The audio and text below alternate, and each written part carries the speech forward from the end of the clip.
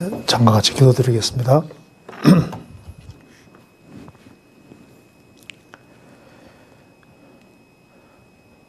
우주 만물을 창조하시고 인간 역사를 주장하시고 경영해 가시는 거룩하신 우리 아버지 하나님, 우리가 알지 못할 때 우리를 먼저 사랑하시고 주 예수 그리스도를 보내주시고 또 주 예수 그리스도의 보배로운 피로 우리의 죄값을 지불해 주시고 구원해 주신 이 크고 놀라운 은혜와 사랑을 인하여 감사를 드립니다. 저희들을 구원해 주셨을 뿐 아니라 변함없는 사랑으로 저희를 지켜주시고 도와주심도 믿고 감사드립니다. 이 시간 주 성령께서 함께해 주시고 살아계신 하나님의 말씀으로 우리 마음을 일깨워 주시고 저희들 하여금 하나님을 알고 또 하나님 안에서 득행할 것을 깊이 생각하는 귀한 시간 되도록 도와주옵소서.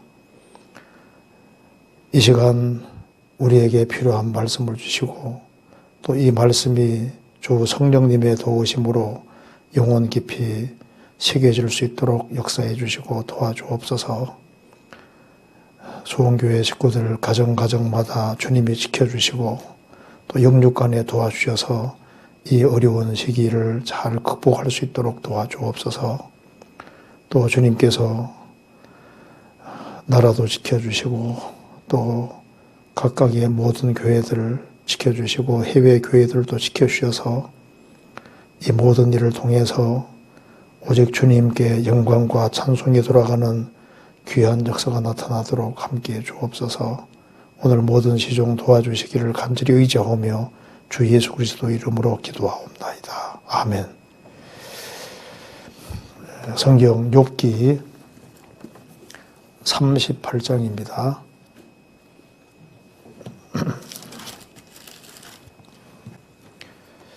38장 제가 먼저 몇 군데를 읽겠습니다. 1절 때 여호와께서 폭풍 가운데로서 욥에게 말씀하여 가라사대 무지한 말로 이치를 얻게 하는 자가 누구냐? 너는 대장부처럼 허리를 묶고 내가 내게 묻는 것을 대답할지니라. 내가 땅의 기초를 놓을 때 내가 어디에 섰느냐? 내가 깨달아라거든 말할지니라. 누가 그 도량을 정하였었는지 누가 그 준성을 그 위에 띄웠었는지 내가 아느냐? 그 조초는 무엇 위에 세웠으며 그 모퉁이 돌은 누가 놓았었느냐? 그때 새벽별들이 함께 노래하며 하나님의 아들들이 다 기쁘게 소리하였었느니라. 바닷물이 태에서 나무같이 넘쳐 흐를 때 문으로 그것을 막은 자가 누구냐?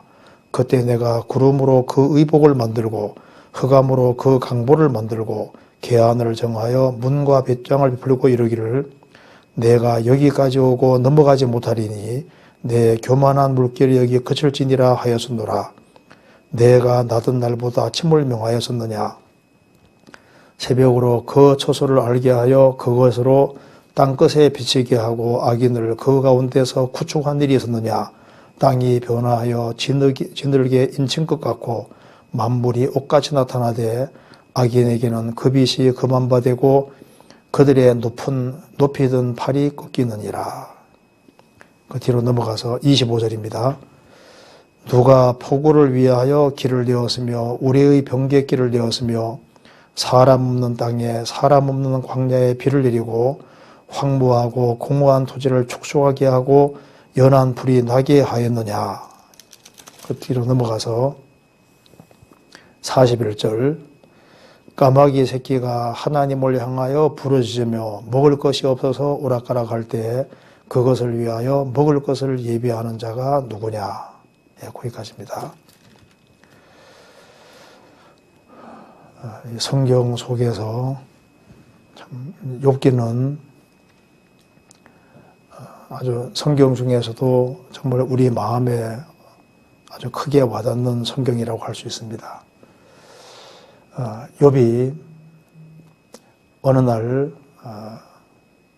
한꺼번에 재산이 다 날아가고 몸 전체가 병들고 10명의 자녀가 죽고 아주 가장 비참한 가운데 처했을 때 자신은 왜 자신이 그런 큰 고통과 어려움을 당하는지를 알 수가 없었습니다.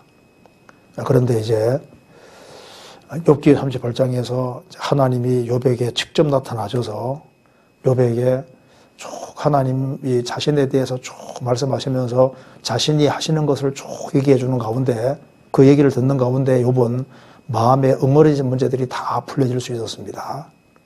욥은 하나님을 잘 아는 사람이었지만은 하나님에 대해서 더 알 필요가 있는 사람이었습니다. 여기 38장 1절에 때 여호와께서 폭풍 가운데로서 욥에게 말씀하여 가라사대 하나님이 폭풍 가운데로서 욥에게 직접 말씀하셨습니다. 무지한 말로 이치를 얻게 하는 자가 누구냐? 너는 대장부릇처럼 허리를 묶고 내가 내게 묻는 것을 대답할지니라.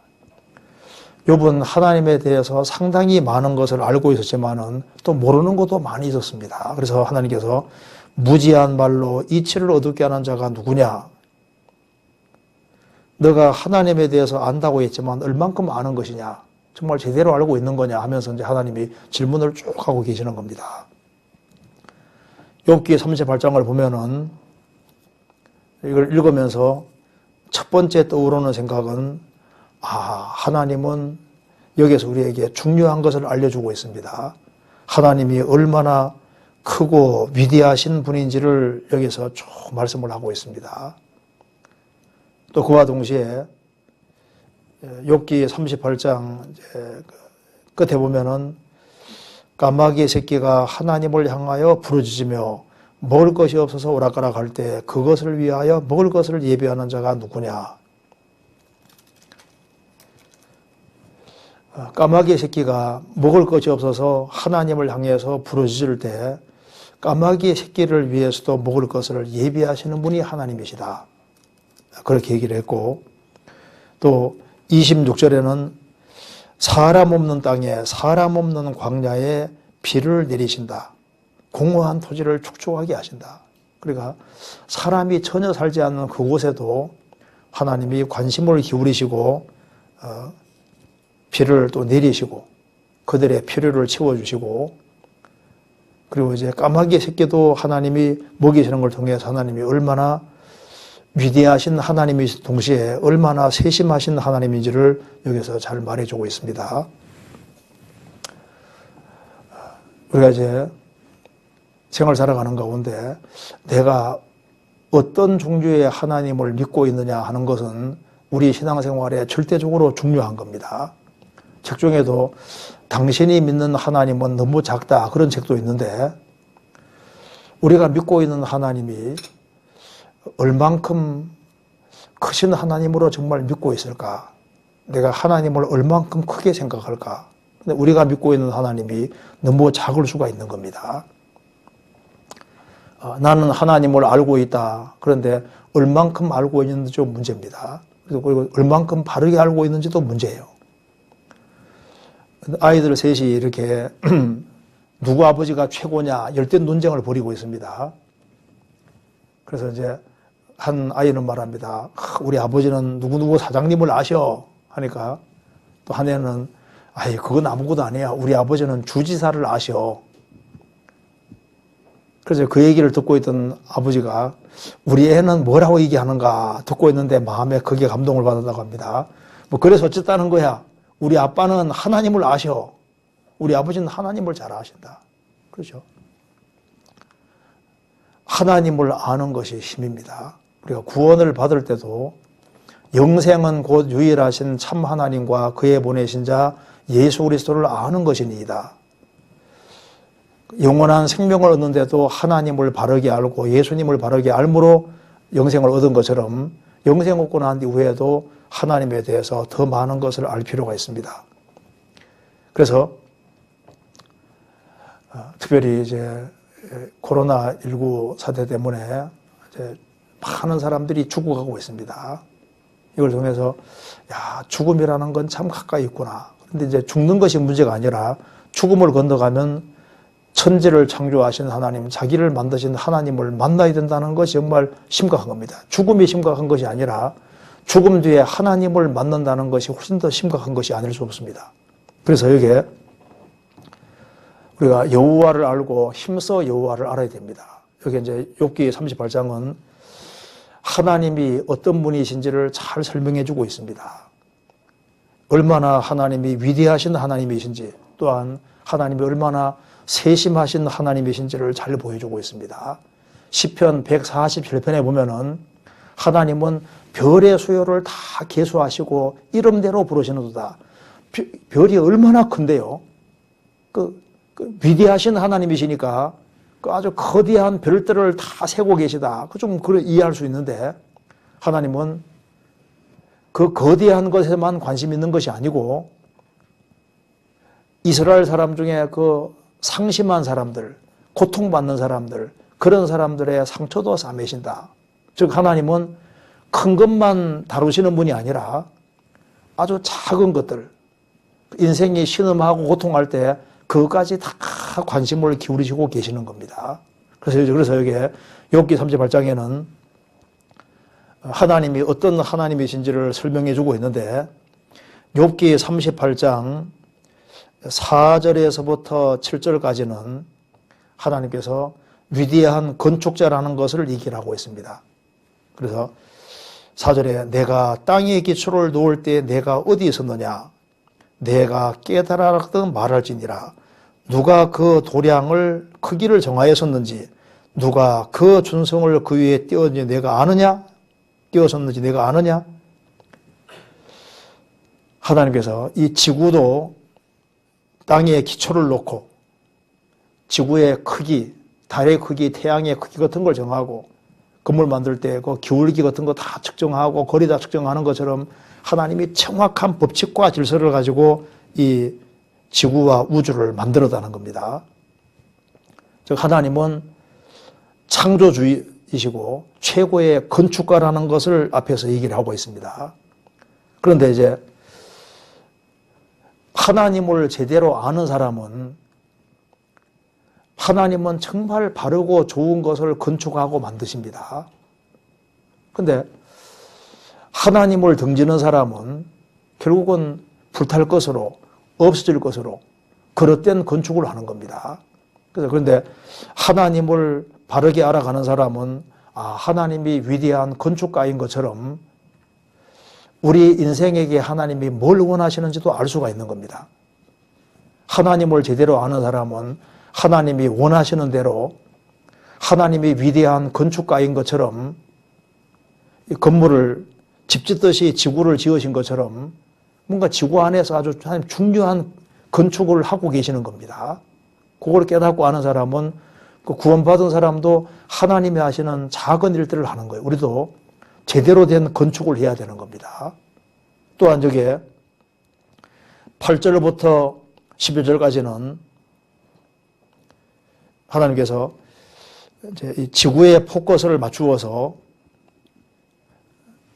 아기가 태 속에 있는데, 태 속에 있는 아기가 이제 양 속에다가 태어날 때 의복을 입히고 포대교로 사는 것처럼 물 속에 있는 지구를 하나님이 끄집어내셔서 구름으로 지구 의복을 만들고 바깥에 흑암으로 포대기를 만들고 바다와 육지의 경계 정해서 바닷물이 지구상에 넘치는 것을 막았다는 겁니다. 그래서 내 교만한 물결이 거칠지니라. 이걸 보면은 하나님이 이 지구에 아주 굉장한 관심을 가지고 있는 걸 볼 수 있습니다. 이 지구가 정말 보존될 수 있도록, 그리고 이 물결이 지구 넘치지 못하게 막고 있습니다. 그것처럼 하나님은 지금도 역사 속에서 이와 유사한 일들을 지금도 계속 하고 계신 겁니다. 그래서 이게 지구를 보호하시고 교만한 물결을 막는 것처럼 사탄의 역사를 막으시는 그 하나님 모습이 여기에 잘 기록이 되어 있는 겁니다. 그래서 이 마귀의 길을 걷는 사람은 할 때 파괴자로 있는 거예요. 하나님이 정해놓은 금을 과감하게 넘어서는 그런 식으로 되는데, 참 성도가 된 사람은 하나님이 하시는 일과 그 유사한 일들을 지구상에서 그대로 하게 되는 겁니다. 그러면서 여기에 12절부터 15절까지 말씀은 내가 낮은 날부터 아침을 명하였었느냐 새벽으로 그 처소를 알게 하여 그것으로 땅끝에 비치게 하고 악인을 그 가운데서 구초간 쫓아낸 일이 있었느냐 땅이 변화하여 진흙에 인친 것 같고 만물이 옷같이 나타나되 진흙판에 도장을 굴려치는 것처럼 하나님이 지구를 구르게 하신다 하면 지구를 자전하고 돌게 해서 어둠이 이기는 것처럼 보여도 항상 아침이라는 것이 와서 악인이 밤에 활동하지만은 아침이 오기 때문에 악인이 행하는 것을 쫓아내고 악인을 구축하고 쫓아내고 그리고 이제 빛이 쫙 들어오게 하시는 것처럼 하나님은 역사 속에서 빛을 가져오는 일을 계속하고 있는 겁니다. 빛을. 그래서 이제 그리고 그 뒤에 내용 마지막 내용에는 하나님이 얼마나 그 피조물을 아주 세심하게 다루고 배려하시는지를 볼 수 있습니다. 그래서 이제 오늘 여기 욥기 38장을 중심으로 해서 욥기 38장에 나타나신 그 하나님의 모습은 바로 그 위대하신 하나님 모습이 나타나 있는데 아주 이 우주를 창조하신 창조주, 위대한 건축가로서의 하나님 모습이 나타나 있고 또한 이 지구를 아주 하나님께서 사람 살 수 있도록 만드시고 이 지구가 잘 보존되도록 하시고 그리고 이제 교만한 물결을 딱 막는 것처럼 사탄의 역사를 막으시는 그 하나님의 모습이 여기에 나타나 있고 그 다음에 악인이 이기는 것처럼 보여도 계속적으로 빛을 가져오셔서 어둠을 쫓아내는 그런 일을 하는 모습이 나타나 있고 그리고 하나님 만드신 이 세계 속에서 지극히 작은 피조물에도 세세하게 관심 기울이는 그 모습이 나타나 있는데 이걸 잘 보면은 우리가 어떤 모습으로 살아야 될지 뭘 추구하고 살아야 될지를 우리가 볼 수가 있는 겁니다. 그래서 이런 걸 중심으로 한번 좀 말씀을 드려보도록 하겠습니다. 자, 먼저 욥기 38장 4절입니다. 내가 땅에 기초를 놓을 때 내가 어디 있었느냐? 내가 깨달았거든 말할지니라. 하나님께서 천지를 창조하실 때 이 지구의 기초를 놓을 때 내가 어디 있었느냐? 욥이 직접 이 말씀을 들었을 때 굉장히 충격적이었을 겁니다. 이 대우주를 만드신 하나님이 직접 나타나셔서 내가 이 우주 만물을 창조하고 지구에 너가 밟고 있는 이 땅의 기초를 놓을 때 너 어디 있었느냐? 누가 그 도량 크기를 정하였는지 누가 그 준성을 그 위에 띄웠는지 내가 아느냐? 건물을 만들듯이 하나님께서 이 지구에 사람이 살 수 있도록 적당하게 만들었는데 그때 네가 어디 있었느냐? 그 주초는 무엇에 세웠으며 그 모퉁이들은 누가 놓았었느냐? 건물 만들듯이 지구를 아주 견고하게 만들었다는 겁니다. 그리고 그때 천지를 창조할 때 새벽별들이 함께 노래하며 하나님의 아들들이 다 기쁘게 소리했었는지라. 여기에 새벽별들도 천사 가리키고 여기에 하나님 아들들도 천사 가리킵니다. 천지를 창조할 때 천사들이 보고 너무너무 기뻐하고 소리치고 외쳤다는 겁니다. 아주 웅장하고 아주 엄청난 이 우주와 지구를 하나님이 만드신 겁니다. 욥기 38장 33절입니다. 내가 하늘의 법도를 아느냐? 하늘로 그 권능을 땅에 베풀게 하겠느냐? 내가 하늘의 법칙을 아느냐? 천체 법칙을 정하신 분. 케플러는 이 구절을 통해서 천체 법칙을 발견했습니다. 아, 천체의 법칙이 있구나. 케플러 천체 법칙 아시지 않습니까? 그래서 집마다 지은 이가 있는 것처럼 만물을 지으신 이는 하나님이시라. 그래서 여기에 욥기 38장에 하나님이 제일 먼저 알려주는 사실은 내가 누군지 아느냐? 나는 이 우주를 직접 건축하신 분이다. 하나님께서 성경 속에서도 어떤 건축을 해왔는지를 자세히 밝히고 있습니다. 이스라엘 민족을 출애굽을 시키셨을 때는 출애굽을 통해서 출애굽한 이스라엘 백성을 통해서 1년 동안 성막을 짓게 했습니다. 그 성막은 하나님의 작품인 겁니다. 그리고 다윗 시대 때 하나님께서 엄청난 전쟁을 치르고 해서 물자들을 많이 모으게 하시고 그들이 하나님께 드린 것을 통해서 솔로몬이 성전을 7년 동안 짓습니다. 솔로몬 성전은 하나님의 작품인 거예요. 솔로몬 성전이 파괴되고 스룹바벨이 성전을 지었는데 스룹바벨 성전도 하나님의 작품입니다. 나중에 예수님이 죽으시고 부활하신 이후에 지금 2000년 전에 걸쳐서 하나님이 엄청난 건축을 하고 계신데 그것이 바로 교회라는 겁니다. 너는 베드로라 내가 이 반석 위에 내 교회를 세우리니 음부의 권세가 이기지 못하리라. 이 우주 만물을 창조하는 데는 6일, 성막을 만드는 데는 1년, 솔로몬 성전은 7년, 교회는 2000년 정도 걸려서 건축을 하고 있습니다. 그리고 하나님이 만드시는 건축 중에서 최고의, 역사 속에서 최고의 건축은 교회인 겁니다. 교회. 내가 내 교회를 세울 것이다. 그래서 지금 신령한 집, 산돌로 말미암아 신령한 집이 세워지고 있는 겁니다. 그런데 이제 이 말씀을 통해서 우리 알 수 있는 것이 하나님이 지금 천지를 창조하실 때 이 천지를 아주 집처럼 다 건축하고 만드셨는데 이건 하나의 가건물에 불과한 거예요. 이제 이 가건물이 없어지고 요한계시록 21장에 말한 대로 또 내가 새 하늘과 새 땅을 보니 처음 하늘과 처음 땅이 없어졌고 바다도 다시 있지 않더라. 차원 다른 하늘과 땅을 만들어내는데 이것이 하나님이 만드시는 작품 중에서는 정말 최고의 작품은 천국입니다. 하나님이 하나님을 사랑하는 사람과 같이 살기 위해서 아주 엄청난 건축을 하나 하시는데 그것이 바로 천국이라는 겁니다. 그래서 하나님이 자기를 사랑하는 자를 위하여 예비하신 모든 것은 눈으로 보지 못하고 귀로 듣지 못하고 사람의 마음으로도 생각지 못할 것 같으니라. 사람이 상상할 수 없는 엄청난 건축을 하나님께서 하시는 겁니다. 그 영원한 천국에 들어갈 때 우리 몸도 사실을 성경에 집이라고 표현했는데 흙집인데 이런 집이 아니라 고린도서 5장 보면 뉴 킹제임스 버전에는 우리 육체를 장막집 하우스라 했는데 주님 오시는 그날 우리에게 벼줄 부활의 몸은 빌딩이라고 번역을 해놨습니다.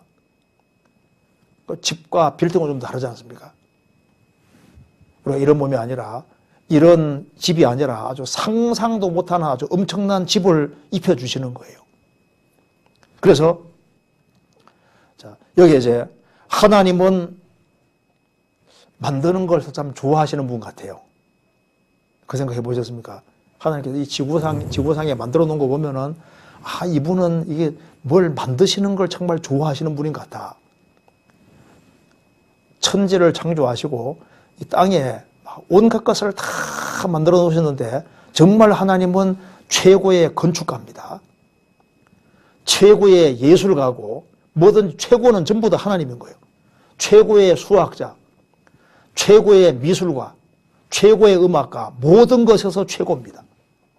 하나님은 무조건 최고인 거예요. 자, 그런데 이제 하나님이 위대하신 건축가인데 인간은 하나님의 형상이고 특별히 구원받은 사람은 하나님의 형상입니다. 그런데 그러면 이 성경 속에서 보면은 하나님만 건축해 가시는 것이 아니라 우리 인생에게도 집을 지으라고 하나님께서 말씀하시는 겁니다. 집을 짓되 가장 좋은 집을 지으라고 하나님께서 말씀하시는 겁니다. 그런데 지금 구원받지 아니한 사람들은 생활 살아가는 가운데 하나님께 뭔가 받은 재능이 있어서 뭔가를 건축하고 만들어 가는데 하나같이 쓸데없는 것을 만드는 거예요. 우리 그 수원교회 정병희 목사님이 한번 이런 얘기를 한 적이 있는데요. 세상에서 제일 비싼 건물이 13조 원으로 만든 건물이랍니다. 스위스에 있다고 하던데 저도 들었습니다. 금만 20톤이 들어갔다고.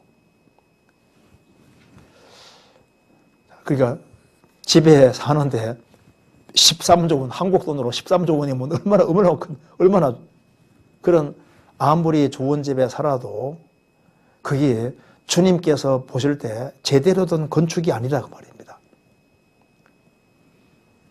결국은 주님 오면 다 날아가는 불탈 것으로 다 짓고 있는데 하나님께서는 하나님이 건축가라는 걸 보여주시고 진짜 하나님이 원하시는 건축을 하라고 주님께서 말씀하시는 겁니다. 성경 이거 잠깐 접어두시고 하박국서 2장 찾겠습니다.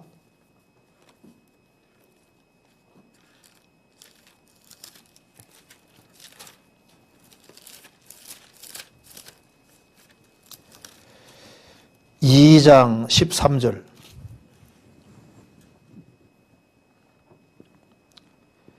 민족들이 불탈 것으로 수고하는 것과 열국이 헛된 일로 곤비하게 되는 것이 만군의 여호와께로서 말미암음이 아니냐.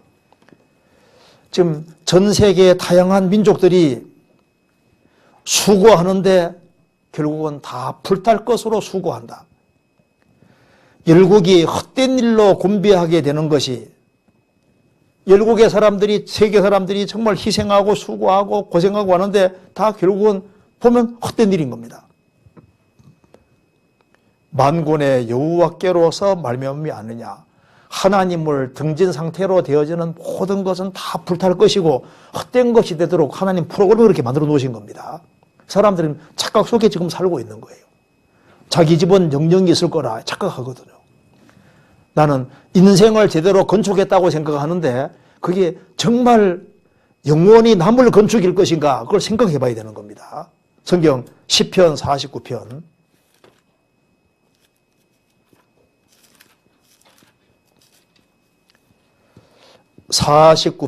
11절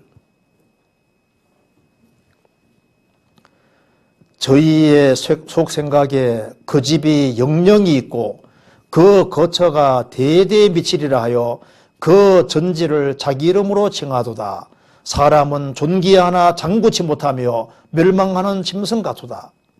불신자들의 속생각에 자기 집이 영영이 있고 그 거처가 대대에 미치리라 하여 그 밭과 토지를 자기 이름으로 칭하도다. 이것은 내 밭이다. 이것은 내 땅이다. 이건 내 집이다. 내 거라고 이름 붙이는데 정말 너희의 것이 되려면 너희들이 오래오래 살아야 되는데 사람은 존귀하지만은 장구치 못하며 길게 살아도 100년 안에 다 죽는다 그 말입니다. 한 세대 안에 다 죽는데 결국은 죽을 거니까 자기 집이 영영이 있다. 그것이 그 어리석은 생각이다 그 말입니다. 21세기 과학문명이 최고로 발달되어 있는데 호화로운 모든 주택들 인간이 만든 모든 건물들 모든 것이 한꺼번에 다 날아갑니다. 창세기 4장 보면 아담 하와가 범죄한 이후에 가인과 아벨을 낳습니다. 가인이 여호와 앞을 떠나서 처음으로 도시를 건설했다고 했습니다. 노아 시대까지 얼마나 많은 도시들이 있었겠습니까? 얼마나 많은 집이 있었겠습니까? 그게 전부 다 물속에 들어가 버렸거든요. 우리 고대 유적지에 가보면은 그 화려한 그 왕궁들 다 폐허로 돌아가 있습니다. 지금 21세기 과학 문명도 서반열장에 말한 대로 하나님이 심판하시는 그날 나팔을 불어 경고하며 견고한 성읍을 치며 높은 망대를 치는 날이로다. 모든 것들이 한꺼번에 다 날아가게 되고 만국의 도시들이 다 무너지게 되는 겁니다.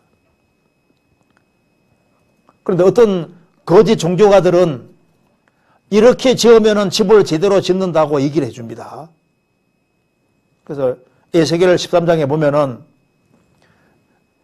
하나님과 하나님의 계획과 다른 식으로 건축을 하는데 거기다가 회를 딱 칠해줍니다. 아, 잘 돼갈 거라고. 그런데 하나님이 치시면 다 부서진다고 했습니다.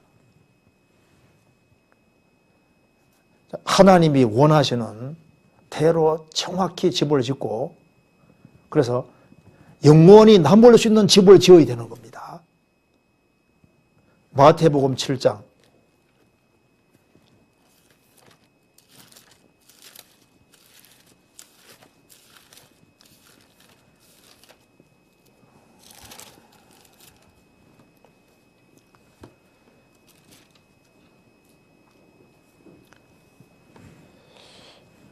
24절 그러므로 누구든지 나의 이 말을 듣고 행하는 자는 그 집을 반석 위에 지은 지혜로운 사람 같으니 비가 내리고 창수가 나고 바람이 불어 그 집에 부딪히되 무너지지 아니하나니 이는 주초를 반석 위에 놓은 연고요 나의 이 말을 듣고 행치 아니하는 자는 그 집을 모래 위에 지은 어리석은 사람 같으리니 비가 내리고 창수가 나고 바람이 불어 그 집에 부딪힘에 무너져 그 무너짐이 심하니라. 여기 예수님이 집을 짓되 반드시 반석 위에 집을 지으라고 했습니다. 반석은 예수님입니다. 마태복음 7장을 읽어보면은 속은 1인데 가족도 1인 사람 있는가 하면은 속은 1인데 가죽은 양가죽 쓰고 있는 사람도 있다는 겁니다. 자기가 1이라는 걸 깨닫고 하나님의 생명 받아서 정말 양이 된 사람도 있고, 나쁜 나무로서 나쁜 열매를 맺는 사람이 있는가 하면은 나쁜 나무인데도 불구하고 좋은 열매를 많이 붙여놓는 사람도 있고, 자신의 근본이 나쁜 나무라는 걸 깨닫고 하나님의 생명 얻어서 정말 좋은 나무가 돼서 좋은 열매 맺는 사람도 있다고 말입니다. 아예 모래 위에 집을 안 짓는 사람이 있는가 하면은 모래 위임에도 불구하고 집을 키우고 짓는 사람도 있고, 모래 위에는 아예 집이 안 된다는 걸 깨닫고 정말 반석을 갖추고 반석 위에 집을 짓는 사람이 있다고 말입니다. 그 아버지 뜻이 뭐냐 하면은 양의 탈을 쓰고 있지 말고 이리로 있지 말고 주님의 생명 받아 정말 양이 되라고 말입니다. 자기가 나쁜 나무라는 걸 깨닫고 하나님의 생명 받아 정말 좋은 나무가 되라고 말입니다. 모래 위에는 집이 안 되니까 반석을 아주 확실하게 갖추라. 예수님이 구세주라는 건 들어서 알고 있지만은 예수님이 정말 내 구세주가 됐고 주의 생명이 정말 내 속에 들어와 있느냐, 내가 정말 중생했느냐. 왜? 중생이라는 것이 이루어지지 아니하면, 거듭나지 아니하면은 인생은 다 부서나 버리는 거예요. 그건 다 무너지는 집인 겁니다. 그래서 반드시 반석 위에 집을 지어라. 그래서 구원을 받은 사람은 반석을 갖춘 사람입니다. 그런데 반석을 갖추어서도 내가 생을 살아가는 가운데 정말 성경에서 말한 대로 금은 보석으로 집을 짓느냐. 세상에 참 집을 지어도 금은 보석으로 집 짓는 경우는 참 드문 경우입니다. 그런데 거듭난 그리스도인만은 생을 살아가면서 금은 보석으로 집을 지을 수 있다. 이건 정말 놀라운 거예요. 유다서 1장에 말한 대로 너희는 지극히 거룩한 믿음 위에 자기를 건축하며, 믿음은 믿음인데 지극히 거룩한 믿음, 유다서 1장 20절에 지극히 거룩한 믿음, 하나님께로부터 받은 생명 있는 믿음, 그 지극히 거룩한, 왜 거룩한 믿음이냐면 확실한 믿음을 소유한 사람은 천국을 소유하잖아요. 확실한 믿음을 가진 사람은 정말 이 믿음을 성경에서 금이라고 표현했는데 이유가 있습니다. 금만큼 그 값어치 있는 것이 어디 있겠습니까? 믿음만큼 값어치 있는 건 없는 거예요. 그래서 집을 지어야 되는데 집을 짓되 영원히 남을 그런 것으로 집을 지어야 되는 겁니다. 고린도전서 3장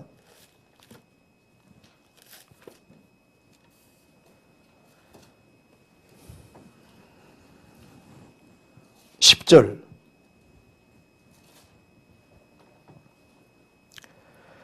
내게 주신 하나님의 은혜를 따라 내가 지혜로운 건축자와 같이 터를 닦아두매 다른 이가 그 위에 세우나 그러나 각각 어떻게 그 위에 세우기를 조심할지니라. 이 닦아둔 것 외에 능히 다른 터를 닦아둘 자가 없으니 이 터는 곧 예수 그리스도라. 만일 누구든지 금이나 보석이나 나무나 풀이나 지포로 이 터 위에 세우면 각각 공적이 나타날 터인데 그날이 공적을 밝히리니 이는 불로 나타내고 그 불이 각 사람의 공적이었다는 것을 시험할 것임이니라. 만일 누구든지 그 위에 세운 공적이 그대로였으면 상을 받고 누구든지 공적이 불타면 해를 받으리니 그러나 자기는 구원을 얻되 불 가운데 서던 것 같으리라. 이제 구원받고 난 이후에 어떻게 집을 세울지를 조심하라. 구원받은 사람은 자고 깨고 하는 사이에 무조건 집이 지어지고 있는 겁니다. 하루하루 24시간이 지나가면서 매일매일 무엇인가 집이 지어지고 있는데 내가 집을 제대로 짓고 있는지를 생각해 봐야 됩니다. 우리 지금 동탄교회당도 짓고 있는데 여기 집을 우리 개인이 집을 건축하되 이게 정말 내가 그리스도인의 심판대를 통과할 때 이게 나물 집이냐 아니면 불탈 집이냐 이것에 대해서 아주 신중하게 생각을 해야 됩니다. 잠언 24장은 말씀하기를 집은 지혜로 말미암아 건축되고 명철로 말미암아 경고에 서고 건교되며 방들은 지식으로 말미암아 각종 귀하고 아름다운 보배로 채우게 되느니라. 집을 각종 귀하고 아름다운 보배로 채우면 얼마나 좋겠어요. 여기도 말씀하기를 그리스도인만은 금은 보석으로 집을 지을 수 있는 겁니다. 그런데 구원받지 아니한 사람은 일단 터가 잘못되어 있으니까 일단 터부터 거짓이고 그 다음에 구원받지 아니한 사람이 아무리 보석으로 집을 지어도 그건 전부 다 나무나 풀이나 짚에 불과한 거예요. 그런데 구원을 받은 사람은 금은 보석으로 집을 지을 수 있다는 것이 이게 얼마나 놀라운 겁니까?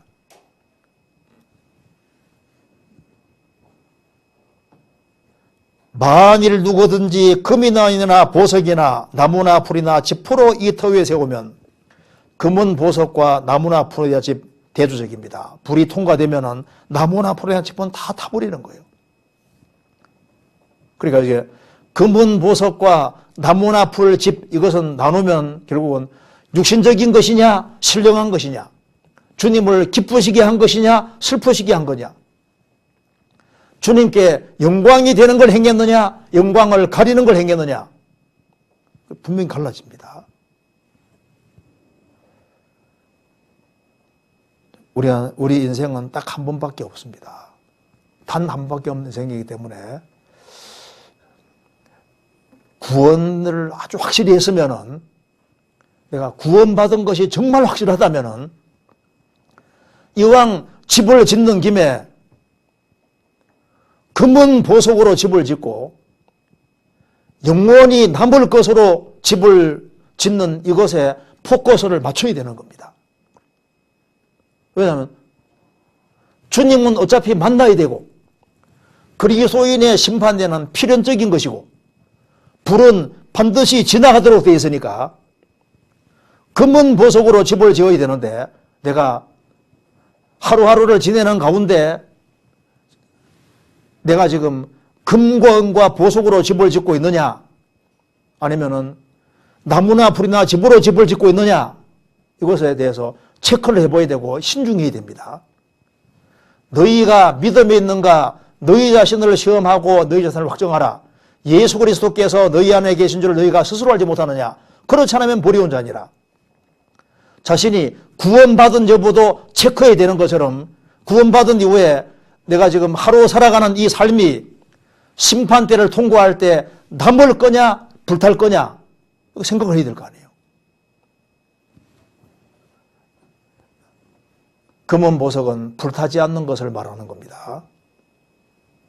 근데 이것을 좀 이렇게 알기 쉽게 금은 보석이라는 것을 좀 알기 쉽게 성경에서 베드로전서가 설명하고 있다는 거 알고 있지 않습니까? 보시겠습니다. 베드로전서 1장 여기에 금은 보석이 뭔지를 설명해 놨습니다. 베드로전서 1장 7절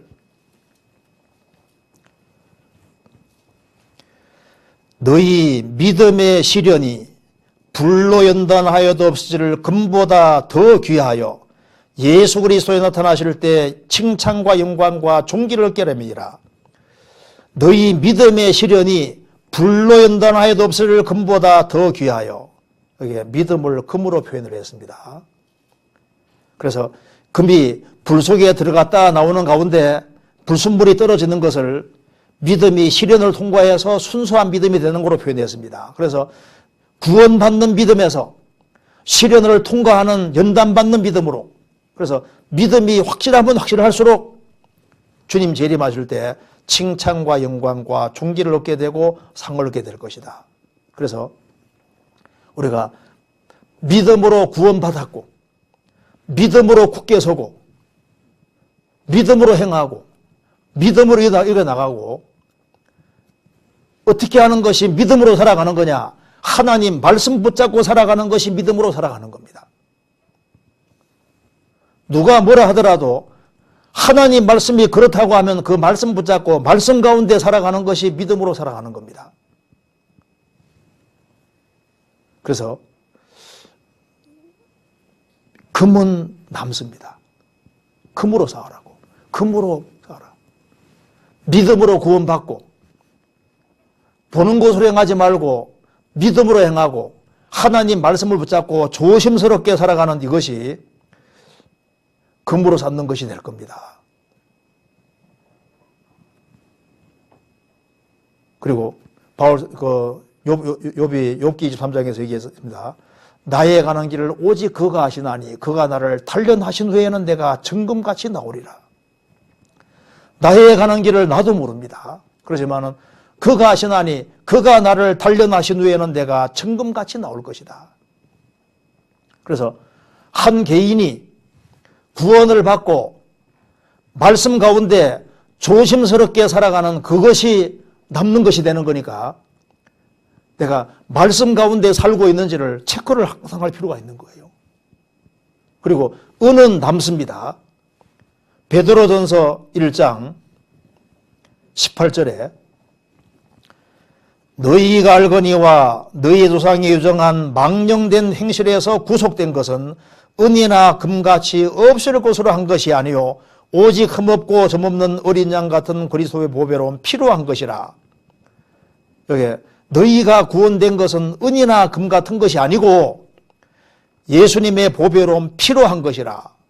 보통 은은 예수님의 보혈과 많이 관련되어 있습니다. 그러니까 우리가 항상 예수님의 보혈 중심으로 살고 그리고 우리가 주님의 복음을 전하는 것은 결국은 예수님 피를 전하는 것이기 때문에 주변 사람들에게 예수님의 복음을 전하려고 노력하고 그 복음을 위해서 함께 희생하고 수고하는 모든 것들이 결국은 다 남을 거예요. 교회 안에서 또 형제들 같이 이 불쌍한 영혼들을 위해서 그 복음을 전하고 그들을 구원의 길로 인도하려고 노력한 그 모든 희생과 수고들은 그것은 불을 통과할 때 다 남게 될 겁니다. 그리고 여기에 2장 4절입니다. 베드로전서 2장 4절. 사람에게는 버림바가 되었으나 하나님께는 택하심을 입은 보배로운 산돌이신 예수에게 나와 너희도 산돌같이 신령한 집으로 세워지고 보석은 보배로운 돌이 보석인데 예수님은 보배로운 돌인 동시에 살아있는 돌입니다. 너희도 산돌같이 신령한 집으로 세워지고 예수님이 보배로운 보석이시고 예수님 피로 구원받은 사람도 산돌인 동시에 그리스도인들도 보석인 보석. 교회는 보석들이 모여있는 곳입니다. 우리가 구원받은 사람에게 잘하는 모든 것들이 다 남을 거예요. 교회 안에서 충성하고 봉사하는 것들을 다 남게 될 겁니다. 그러면 이걸 보면은 뭐가 안 남는지를 알 수 있잖아요. 믿음으로 행치 아니하고 보는 걸 쫓아가고 하나님 말씀 벗어나서 행하는 것이 그게 남을 리가 없잖아요. 은으로 쌓으라고 했는데 복음을 제껴놓고 복음 중심이 아니고 다른 것이 중심이 되어 있으면 그 인생이 남겠냐 그 말입니다. 한 사람이 구원받았으면은 예수님의 복음이 얼마나 중요한 것이고 피가 얼마나 중요한 것인데 이 복음 중심이 되지 아니하면은 잘못하면은 고생은 고생대로 하고 상관없을 수 있는 거예요. 그리고 무엇이 보석인지를 볼 줄 알아야만 보석을 쌓을 수 있을 거 아니에요. 구원받은 한 사람 한 사람, 예수님이 보석인 동시에 구원받은 사람들도 보석입니다. 우리가 형제자매들에게 잘하는 것이, 주님께 잘하는 것이 틀림없는 거예요. 왜냐하면 하나님은 안 보이시는데 눈에 보이지 않는 하나님이 구원받은 사람 속에 계시는 거예요. 그래서 구원받은 사람에게 하는 것은 하나님께 직접 하는 것이라고 성경에 말한 대로입니다. 우리가 신앙생활하는 가운데 제대로 지금 신앙생활 체크하면서 내가 제대로 된 신앙의 집을 짓고 있는지를 생각을 꼭 해야 됩니다. 베드로 성경 골로새서 3장입니다.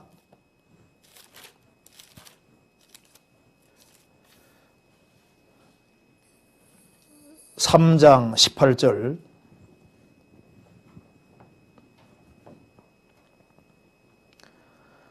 아내들아 남편에게 복종하라. 이는 주 안에서 마땅하니라. 남편들아 아내를 사랑하며 괴롭게 하지 말라. 자녀들아 모든 일에 부모에게 순종하라. 이는 주 안에서 기쁘게 하는 것이니라. 아비들아 자녀를 경독히 말지니 낙심할까 함이라. 종들아 모든 일에 육신의 상전들에게 순종하되 사람을 기쁘게 하는 자와 같이 눈가리만 하지 말고 오직 주를 두려워하여 성실한 마음으로 하라. 무슨 일을 하든지 마음을 다하여 죽게 하듯 하고 사람에게 하듯 하지 말라. 이는 유업의 상을 죽게 받을 줄 알미니 너희는 주 그리스도를 섬기느니라. 우리는 주 그리스도를 섬기는 사람들입니다. 이걸 보면은 우리가 보석으로 삼는 것, 금은 보석으로 삼는 것이 멀리 있는 곳이 아니라는 걸 알 수 있습니다.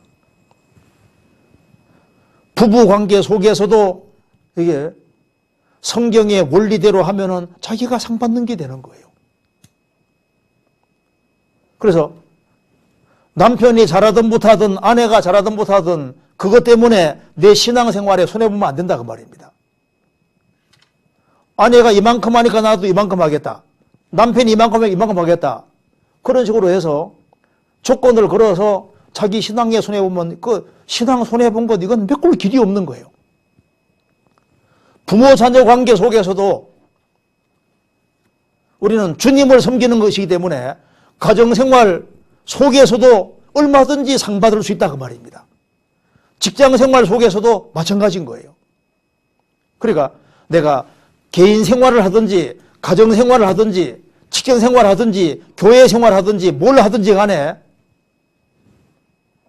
내가 그 속에서 정말 체크를 해보고 정말 이것이 상이 될 것이냐, 이것이 남을 것이냐 안 남을 것이냐 이것을 체크를 해볼 필요가 있습니다.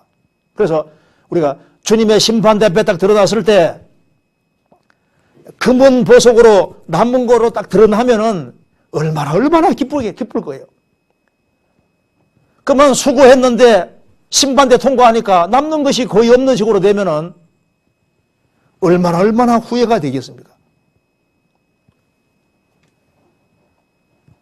왜 하나님이 성경 속에서 하나님이 이 건축을 하시는 분의 모습으로 많이 성경에 등장을 할까요? 그거 보고 배우라고. 제대로 된 건축을 하고 남기는 건축을 하고 우리는 아주 영원히 남을 것으로 건축할 수 있는 유일한 사람들입니다. 그렇지 않습니까? 지금 구원 안 받은 사람 전부 다 거지거든요. 소경거지 바디메오가 여리고성에 살고 있는데 그게 누구 말하는 겁니까? 구원 안 받은 인생의 모습인 거예요. 구원 안 받은 사람은 여리고라는 죄악의 도성에 살고 있는 소경거지 바디메오는 영적으로 소경이고 하나님 앞에서 알거지인 사람을 보여주고 있는 거잖아요. 예수님을 만나지 아니하면은 그 사람들은 소경이고 거지입니다. 딱 죽음 건너가는 순간에 아무것도 없는 거예요. 그런데 우리만은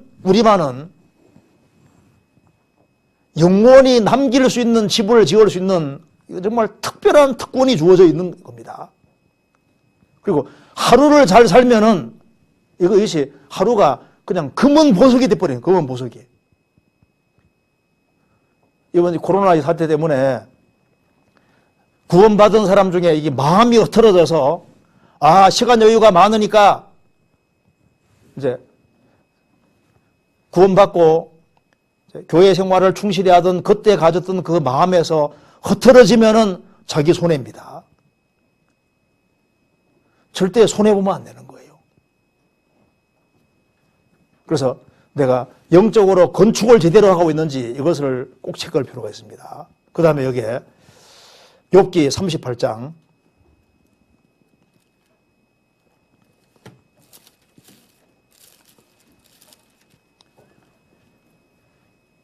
8절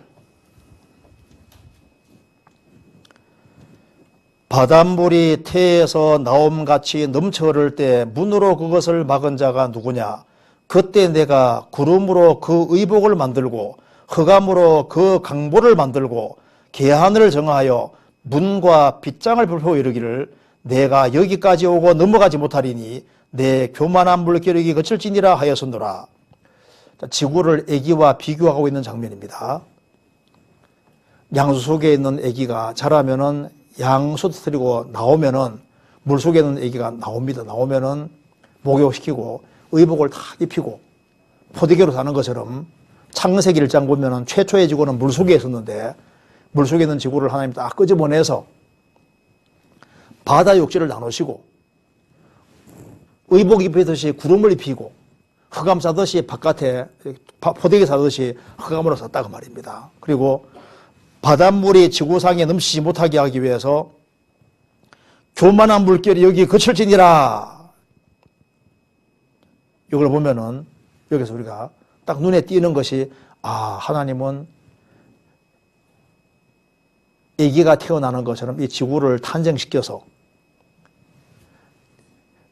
어머니 아버지가 아기가 태어나면 의복 입히고 포대기 탁 싸는 것처럼 보호하고 있는 것처럼 하나님이 지구를 보호하고 있는 모습을 보여주고 있습니다. 그리고 물결이 육지를 덮치면 큰일 나니까 육지를 덮치지 못하게끔 딱 그물 그어서 딱 막고 있습니다. 한계를 두시는 하나님 모습을 보여주고 있습니다. 물결이 오되 여기까지 오고 넘어가지 못할지니라. 그런데 여기에 물결 앞에 교만한 물결이라 써놨지 않습니까? 왜 물결을 교만한 물결이라 했을까요?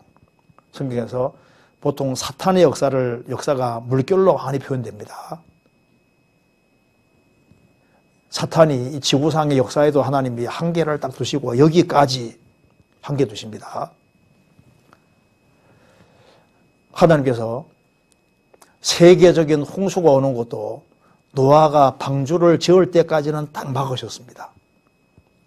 하나님께서 이 지구상에 7년 환란이 오게 하시기 전에 교회가 완성될 때까지는 환란을 막으십니다. 하나님께서 지금도 사탄 역사를 막고 있는 거예요. 내 교만한 물길이 지구 덮치면 안 되니까 여기까지 오고 이방인의 때가 차기까지 예루살렘은 이방인이 밟히고 이방인의 충만한 수가 들어오기까지 유대인들을 들어가 완악하게 됐다고 했습니다. 여기까지 언제까지냐 하면은 주님 역사가 이루어질 때까지는 딱 막고 있는 거예요.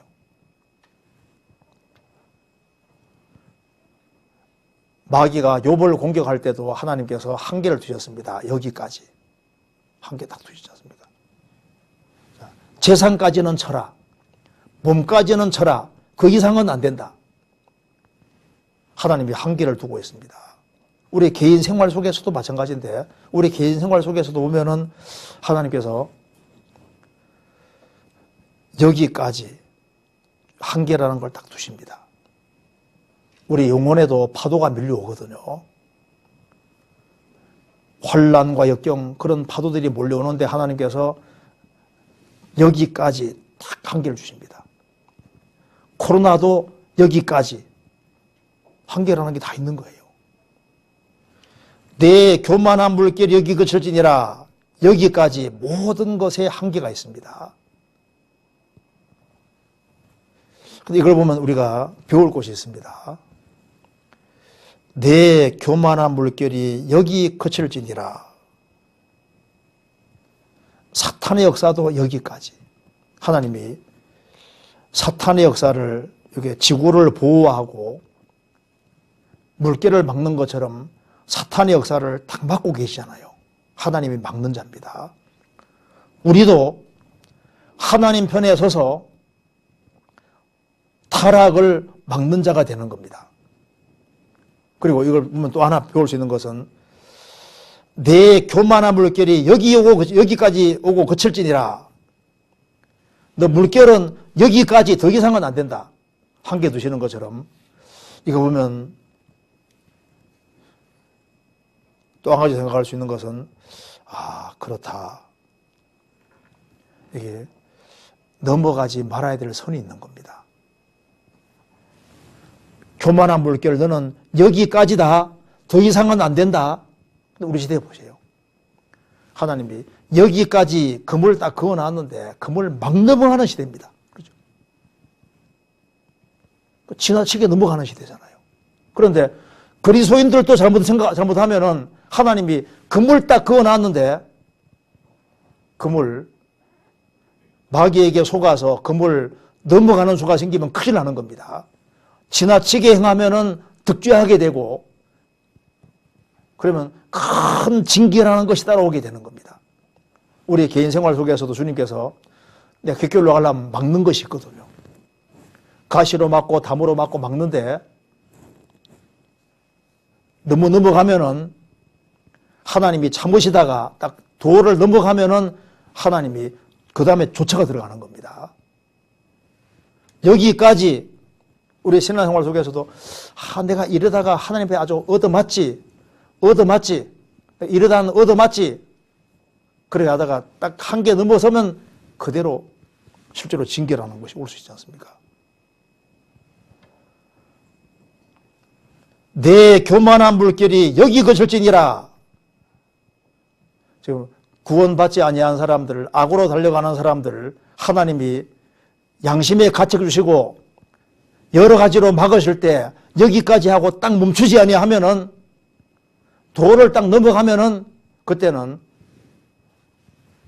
하나님이 가능성이 없을 때는 아주 무서운 심판이 내려오게 돼 있는 거예요. 개인도 마찬가지입니다. 교회적으로도 마찬가지입니다. 넘어가서는 안 되는 것이 있는데 넘어갈 경우에 여기 그칠지니라 이럴 때 그치라고 할 때 그치는 것이 최고 현명한 거예요. 너는 이 범주 안에 살아라. 그 범주 안에 사는 것이 현명한 겁니다. 여기까지 그치라 했는데 그치지 않고 넘어가는 사람이 있거든요. 에이, 성경은 그렇게 대해서도 나는 넘어가겠다. 그 인생 어떻게 되겠습니까? 여기까지.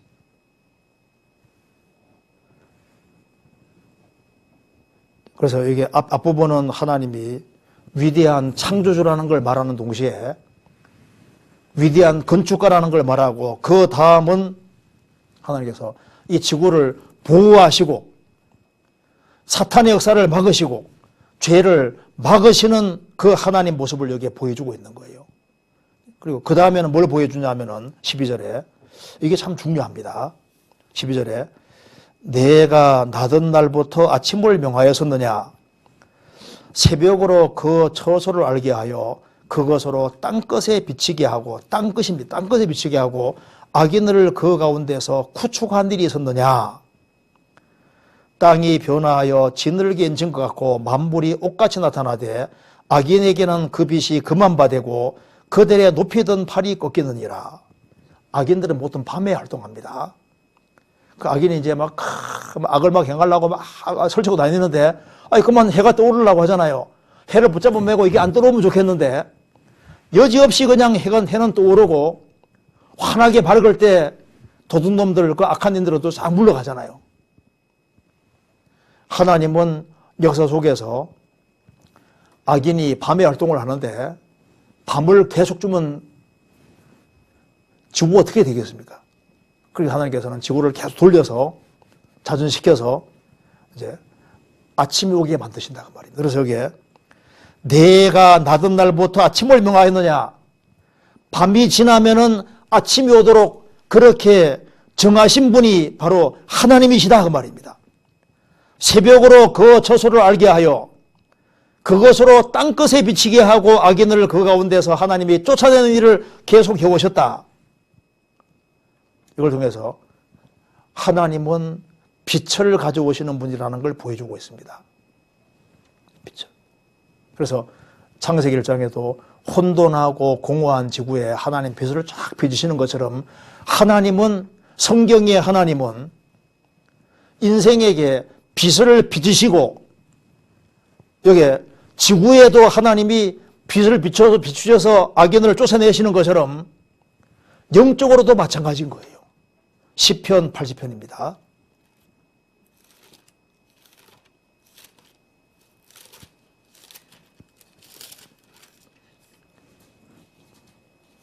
(80편) 1절입니다. 요셉을 양떼같이 인도하시는 이스라엘의 목자여 귀를 기울이소서. 그룹 사이에 자정하신 자여 빛을 비추소서. 요셉을 양떼같이 인도하는 이스라엘 목자여 귀를 기울이소서. 그룹 천사들 사이에 좌정하신 자여 빛을 비추소서. 혼돈하고 공허한 지구, 캄캄한 지구에 빛이 있으라. 그래서 이 캄캄한 흑암만 있는 곳에 빛이 있으라. 그 하나님께서 이 캄캄한 우리 마음에 영혼에 빛을 가져오시는 겁니다. 그래서 아담이 범죄하기 전에는 영혼이 항상 밝았는데, 아침이었는데, 이게 죄를 짓자마자 아담은 어둠에 떨어졌고 아담 안에 속한 모든 사람은 아담 안에서 평생 어두운 데 지내고 살아가는 겁니다. 전도서 5장.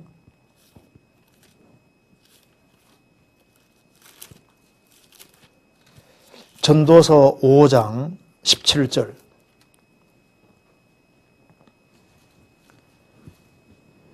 일평생을 어두운 데서 먹으며 번뇌와 병과 분노가 저에게 있느니라.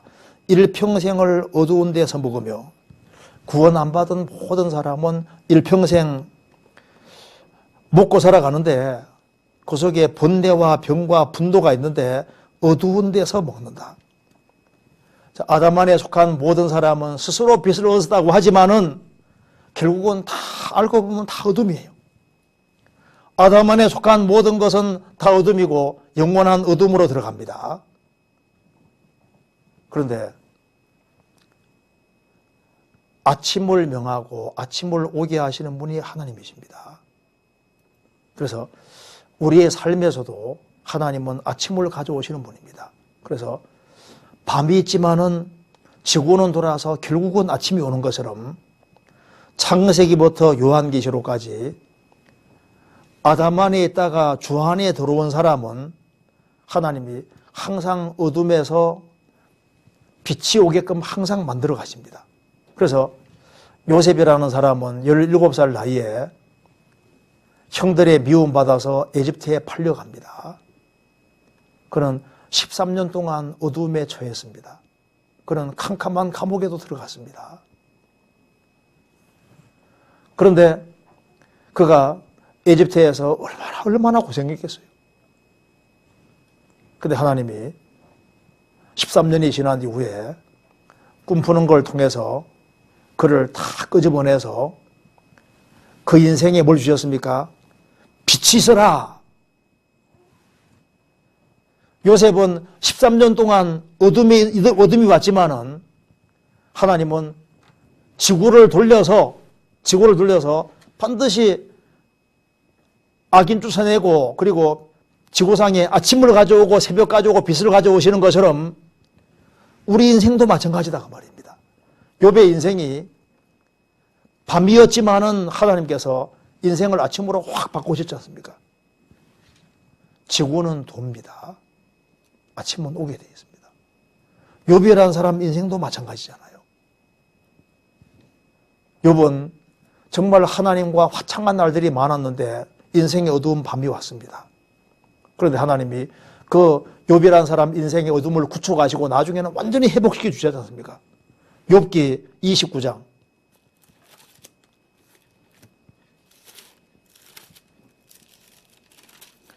29장 1절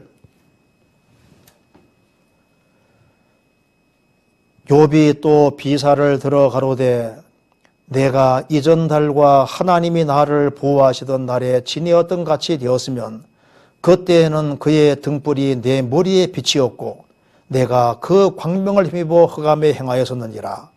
나의 강장하던 날과 같이 진이었으면 그때는 하나님의 우정이 내 장막 위에 섰으며 그때는 전능자가 오히려 나와 함께 계셨으며 나의 자녀들이 나를 둘러 있었으며.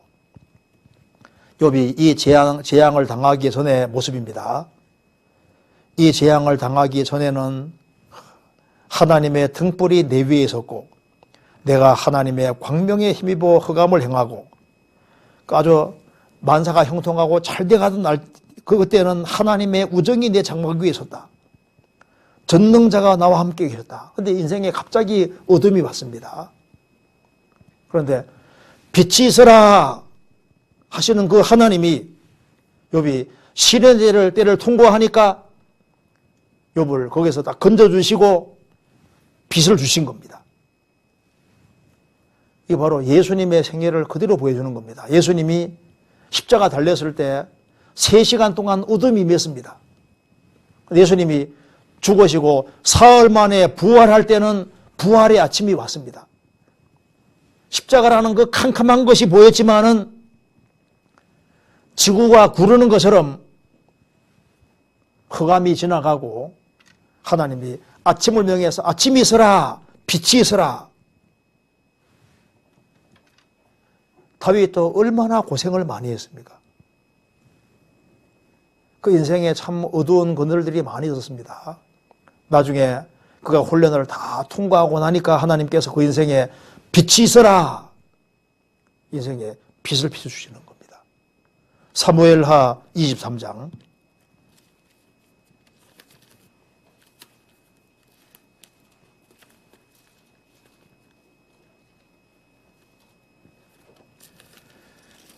다윗은 이렇게 얘기를 하고 있습니다.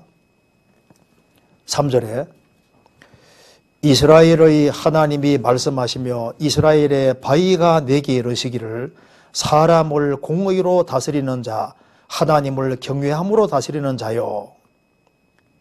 저는 돋는 해 아침빛 같고 구름 없는 아침 같고 비후에 광선으로 땅에서 우미 돋아나는 새풀과 같으니라 하도다.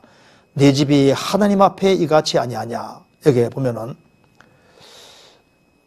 다윗을 얘기하면서 저는 돋는 해 아침빛 같고 구름 없는 아침 같고 비후에 광선으로 땅에서 우미 돋는 새풀 같으니라. 그러니까 인생이 아주 화창하게 됐다 그 말입니다. 돋는 아침의 빛 같고 구름 없는 아침, 비후에 광선으로 땅에서 우미 파라파라 돋아오는 새풀 같도다. 하나님께서 다윗이라는 사람도 참 시련을 많이 당하게 하셨지만은 하나님이 그 시련 기간이 다 끝나니까 빛이 있으라 하시니까 나중에 다윗이 왕이 되잖아요. 통일 왕국을 이루고 하나님이 그 인생을 얼마나 크게 축복해 주셨습니까? 한나는 말하기를 나는 마음이 슬픈 여자라고 했습니다. 마음이 슬픈 여자라고 했는데 그는 하나님께 매달렸고 하나님께서 그 인생에 빛이 있어라. 하나님은 빛을 가져오시는 분이라는 걸 얘기를 하고 있습니다.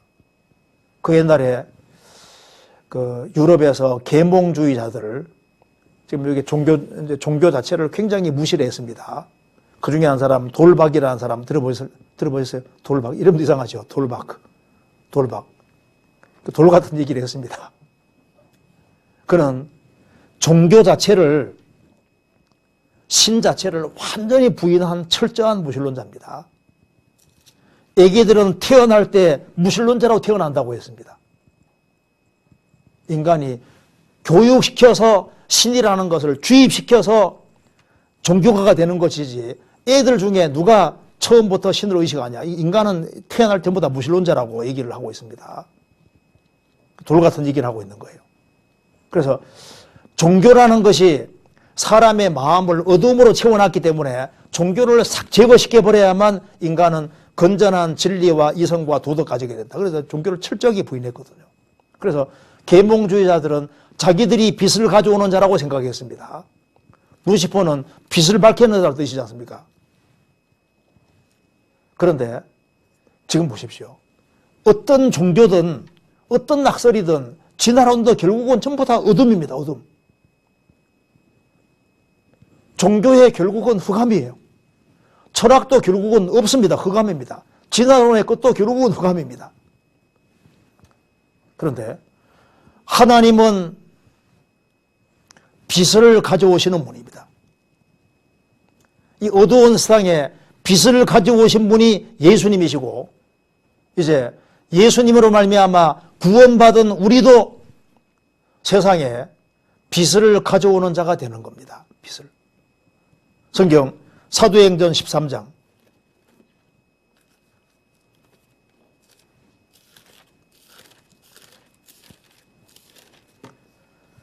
13장 47절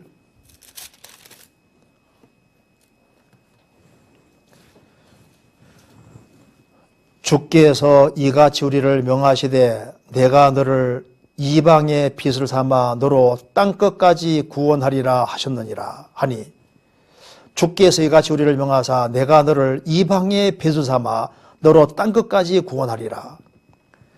예수님의 사도들은 이방의 빛이 됐습니다. 특별히 바울 사도는 이방의 빛이 됐습니다.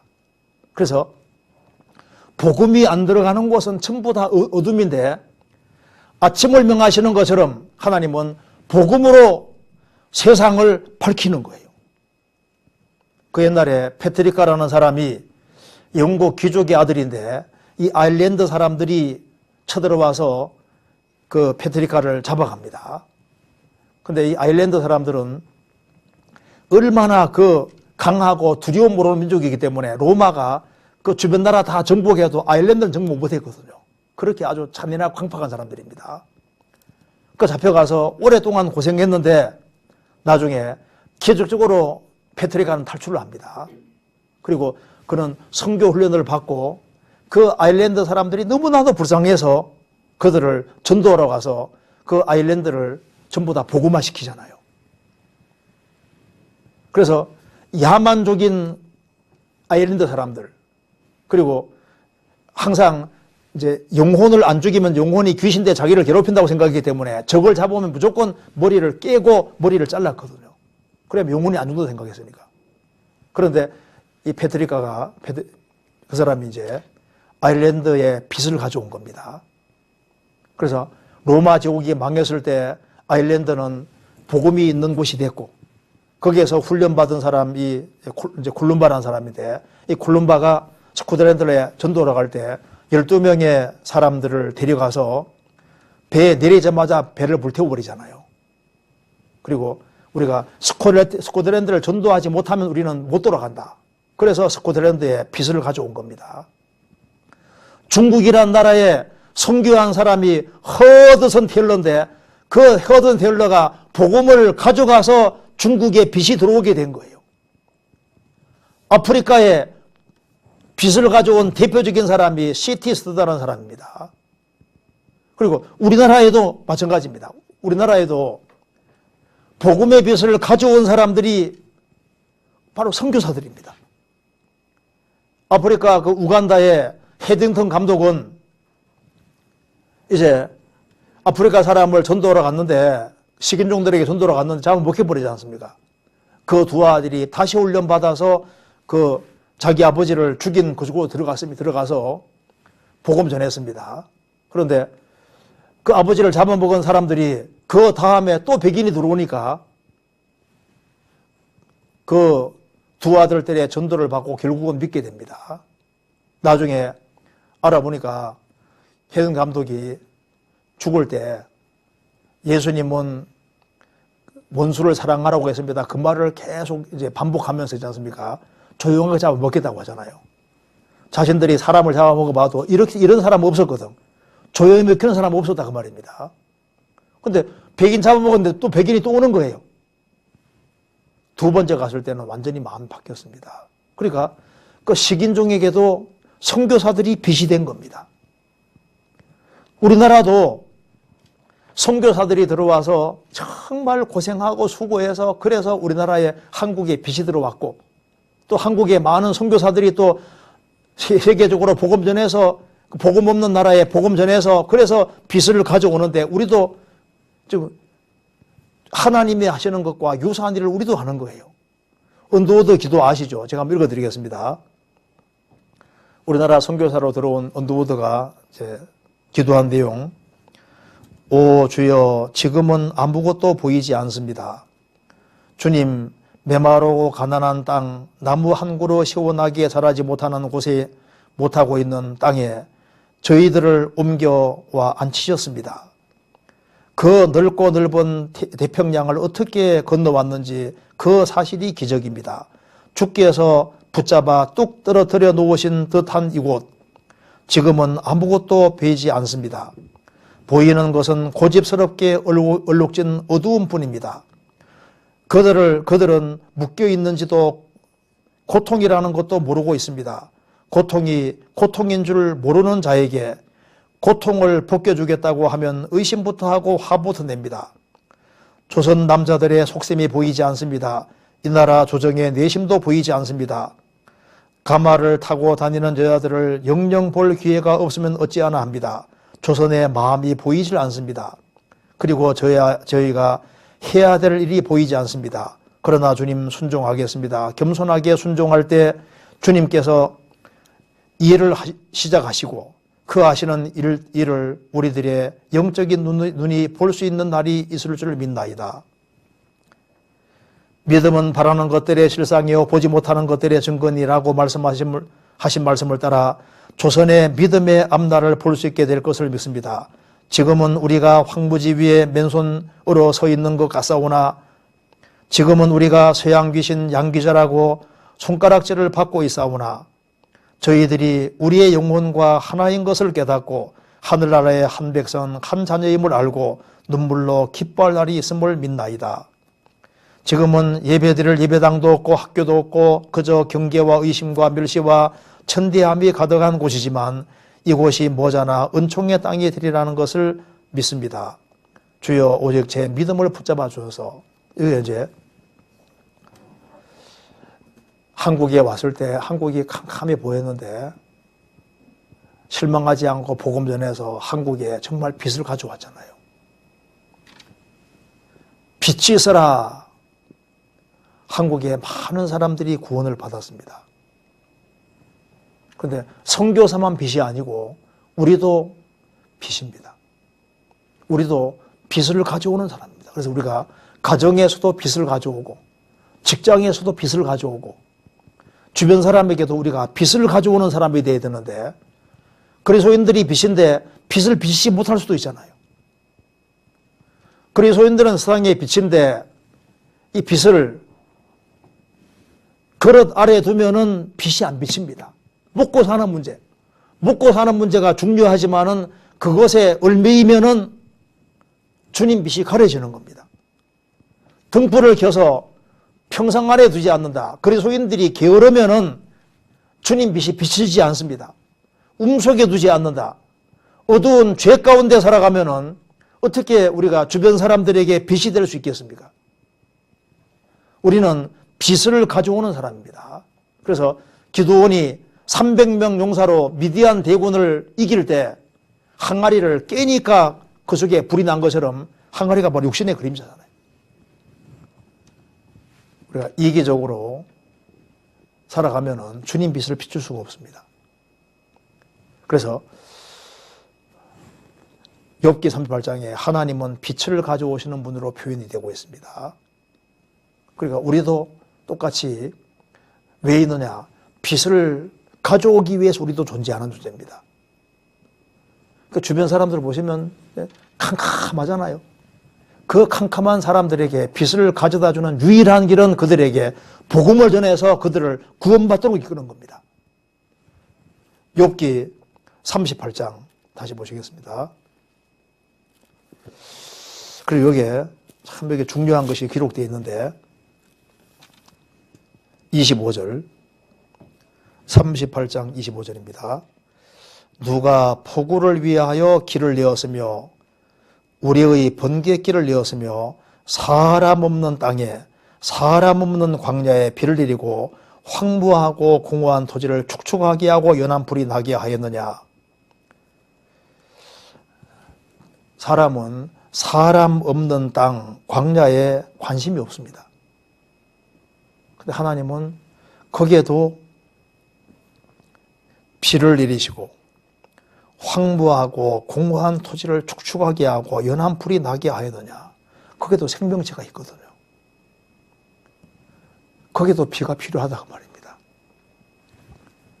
이건 뭘 말하냐면 하나님은 우리가 전혀 관심을 기울이지 않는 곳에 또 관심을 기울이고 있다는 것을 보여주고 있습니다. 41절에 까마귀의 새끼가 하나님을 향하여 부르짖으며 먹을 것이 없어서 오락가락할 때 그것을 위하여 먹을 것을 예비하는 자가 누구냐. 까마귀는 모기를 이렇게 키우다가 딱 자기 스스로 음식을 찾을 수 있을 때가 딱 되면요, 그냥 뒤도 안 보고 딱 돌아선다 그러지 않습니까? 자기가 알아서 모기를 찾아야 되는데 너무 어릴 때는 모기 찾기가 어렵잖아요. 그러니까 하나님께 부르짖을 때 하나님이 그 까마귀 새끼를 위해서 먹은 것을 예비하신다. 이게 뭘 얘기를 하냐 하면은 하나님은 세심하신 하나님, 지극히 작은 것에도 관심을 가지시는 하나님이라는 걸 보여주고 있습니다. 사람 없는 광야에도 비를 내리고 황무하고 공허한 토지를 축축하게 하시고 연한 불이 나게 하시고 그리고 여기 까마귀 새끼에게도 먹을 것을 예비하신다. 하나님의 자비는 범세계적이고 하나님 자비는 아주 세심합니다. 이런 걸 보면은 하나님이 사람만 사는 광야에도 비를 내시고 하찮은 까마귀 새끼에게도 하나님이 관심을 기울이신다면은 왜 이걸 굳이 마련했을까요? 사람이 얼마나 더 귀하냐. 하나님이 사람 저 하나도 안 사는 광야에도 하나님이 그걸 기억하시고 비를 내리시고 까마귀 새끼가 하나님을 향해서 부르짖을 때 그것을 위해서도 먹을 것을 예비하시는 분이 바로 하나님이신데 하찮은 그런 것도 관심을 기울이신다면 하물며 구원받은 사람은 얼마나 더 귀하게 보시겠냐고 말입니다. 지금 여기 코로나 때문에 경제적으로 어려울 수도 있고 많은 문제들이 있을 수 있는데 하나님은 나를 생각하지 않고 있을까? 생각하고 계실까? 너희는 많은 참새보다 귀하니라. 우리는 까마귀 새끼보다 훨씬 귀한 존재들입니다. 마태복음 10장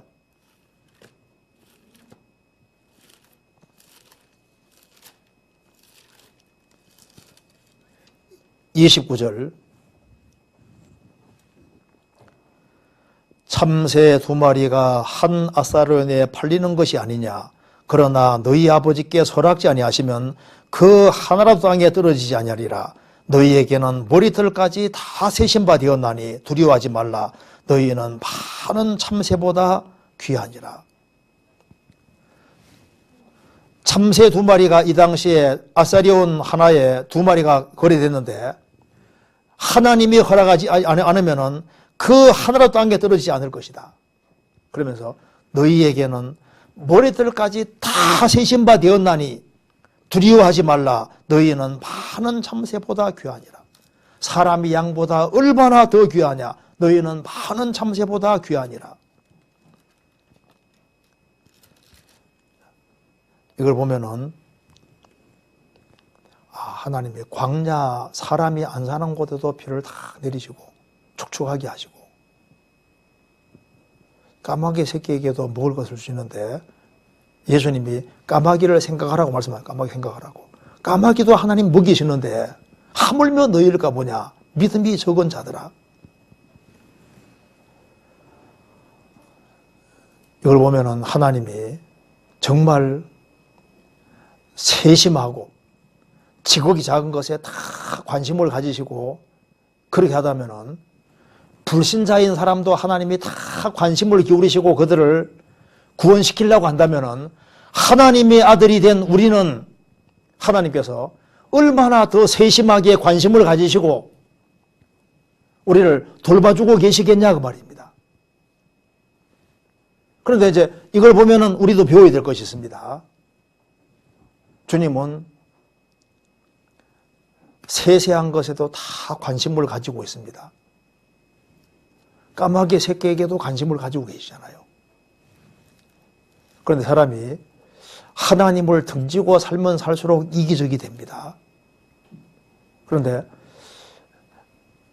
하나님께서 이런 걸 써놓으신 이유가 뭐냐면은 하나님께서 사람을 얼마나 크게 생각하는지를 여기에 설명해 주려고 하는 겁니다. 그래서 우리는 이제 구원을 받았으면은 뭘 생각해야 되냐면은 세상에서 제일 귀한 것이 사람이라는 걸 생각해야 됩니다. 왜 하나님이 여기에 이런 까마귀 새끼 이런 걸 얘기를 왜 하고 있냐면은 그러니까 나는 사람을 더 생각한다는 걸 설명해 주려고 하는 거예요. 그런데 많은 사람들이 별로 중요하지 않은 곳에 관심을 너무 많이 기울이거든요. 그 신문에 나오더라고요. 베토벤이 숨지기 1년 전에 한 친구에게 머리카락 한 줌을 줬답니다. 워낙 유명한 사람이니까 한 줌 줬는데 그것을 작년인가 경매했는데 머리카락 한 줌 경매했는데 5,100만 원에 거래됐다고 합니다. 그럼 머리카락 뭐하러 샀는지 모르겠는데 우리 시대 보시면요. 별로 중요하지 않은 곳에 너무 신경을 많이 쓰거든요. 그런데 사물에 치우치고 사람에 대한 관심이 적어지고 있다니까요. 하나님의 최고의 관심은 분명히 사람입니다. 욥기 7장.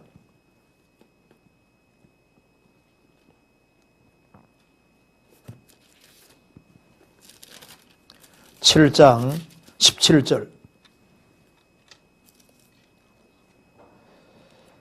사람이 무엇이간데 주께서 크게 여기사 그에게 마음을 두시고 아침마다 곤징하시며 분초마다 시험하시나이까. 주께서 내게서 눈을 돌이키지 아니하시며 나의 침상길 동안도 나를 놓지 아니하시기를 어느 때까지 하시리이까. 까마귀 새끼에게도 주님이 다 그 보시고 부르짖을 때 먹을 것을 예비하시는 하나님이신데 하나님께서는 하나님이 사람을 크게 여기사 그에게 마음을 두시고 아침마다 곤징하시며 분초마다 시험하시나이까. 하나님은 사람을 크게 여기십니다. 귀하게 여기시는 거예요. 우리도 사람을 귀하게 여기고 우리가 물질적인 것은 잃더라도 사람을 얻는 사람. 지혜로운 사람은 사람을 얻는 사람이 지혜로운 사람입니다. 한 판사가 한 사람을 노인을 재판하게 됐는데 빵가게에서 빵을 훔친 그것 때문에 이제 잡혀와서 판사가 판결을 내립니다. 그래서 노인에게 왜 빵을 훔쳤습니까? 하니까 배가 너무너무 고파서 빵에 손댔습니다. 이렇게 하는 거예요. 그래서 판사는 벌금형 10달러를 딱 매겼습니다. 물 낼 돈이 없잖아요. 근데 판사가 그 돈을 지갑 꺼내서 10불을 딱 내면서 이렇게 말했습니다. 이토록 배고픈 사람이 거리를 헤매고 있는데 저는 그동안 너무나 좋은 음식을 배불리 먹었습니다. 그 죗값으로 그를 위해서 대신 벌금을 내겠습니다. 그래서 10달러를 딱 내고 난 다음에 자기의 중절 모자를 재판부 서기에게 주면서 법정에 있는 사람들에게 내고 싶은 사람들을 내라고 쭉 해서 돈을 거두어서 47불을 거두어서 그 노인에게 줬다는 겁니다. 이 사람이 나중에 아주 훌륭한 사람, 아주 굉장히 유명한 사람이 됐습니다. 그러니까 재판은 하되 그 노인을 불쌍히 생각하는 그 마음이잖아요. 중국 당나라 때 송청이라는 유명한 약장수가 있었는데 약 만드는 재주가 너무 뛰어나서 막 전국에서 왔다는 겁니다. 그런데 그 사람에게 외상으로 해달라는 사람들도 많아서 외상으로를 많이 이제 이렇게 해줬는데 돈 안 갚는 사람도 많았답니다. 그런데 연말만 되면은 외상 장부를 다 태워버렸다고 합니다. 그리고 약값을 주면 받고 안 주면 안 받고 연말 되면은 무조건 다 태워버렸다는 거예요. 어떤 사람은 어리석다고 했고 어떤 사람은 참 대단한 사람이라고 했는데 그 사람이 한 말을 잠깐 읽어드리겠습니다. 송청이라는 사람이 이렇게 말했습니다. 나는 40년 동안 약장수를 하면서 수십 권 외에 이게 치부책을 태웠지만은 지금 생각해보면은 내 인생은 손해를 본 것이 거의 없습니다. 나는 덕을 보고 살았습니다. 약값을 떼어먹은 사람도 있었지만은 나중에 출세해서 약값보다 훨씬 더 많은 은혜와 보답을 하는 사람도 있었습니다. 한평생 선을 베푸는 것이 손해보는 장사만은 아니었습니다. 내 인생은 결코 손해보지 않았습니다. 그러니까 어려운 사람에게 그냥 약을 지어주고 외상장부 달아놓고 그래서 이제 돈 있는 사람은 가져오고 없는 사람은 안 가져와도 그냥 다 치부책을 불태워버렸는데 돌이켜보면은 손해본 것이 아니었다고 말입니다. 구원을 안 받은 사람도 이렇게 하는 사람들 있잖아요. 한 번은 마하트마 간디가 기차를 막 탔는데 신발 하나 떨어뜨린 거예요. 근데 기차가 이제 떠났기 때문에 다시 주울 수가 없습니다. 그러니까 얼른 신발 가지고 탁 던졌다고 하잖아요. 나머지 신발을. 그러니까 왜 신발 던졌냐니까 가난한 사람이 그 신발을 주울 때 하나만 어떻게 신고 다니겠냐고. 어차피 하나니까 다시 두 개 다 주워서 신는 게 낫지 않겠냐고. 이런 거 보면은 마하트마 간디가 구원받았으면 잘 살아갔죠. 그러니까 여기에